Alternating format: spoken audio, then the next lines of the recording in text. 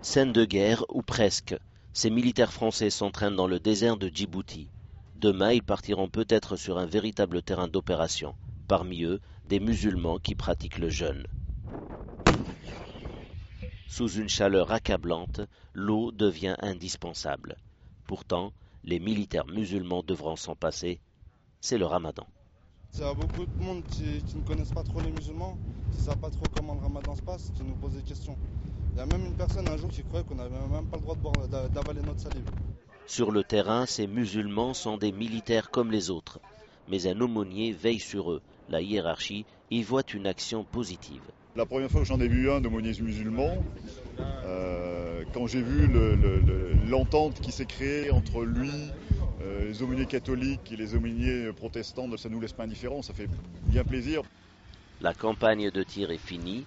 Le soir, les militaires musulmans se réunissent pour rompre le jeûne.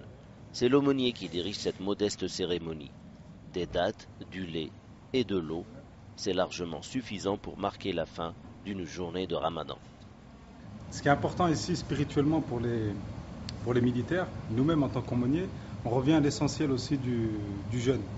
C'est pas forcément de manger en grande quantité. Et même quand on rompt le jeûne vraiment dans des quantités très minimes, de l'eau, des dattes, et on se contente de ça. L'aumônier fait aussi office d'imam. C'est lui qui dirige la prière dans cette salle prêtée par le commandement. Les aumôniers musulmans veillent aussi au respect des prescriptions religieuses en matière de nourriture.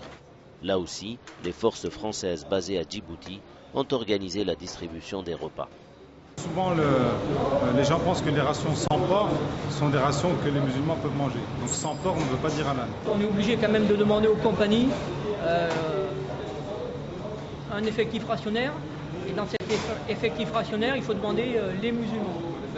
Pour justement après bien faire la distinction pour les rations avec porc et sans porc, et bientôt avec et sans porc et ration halal.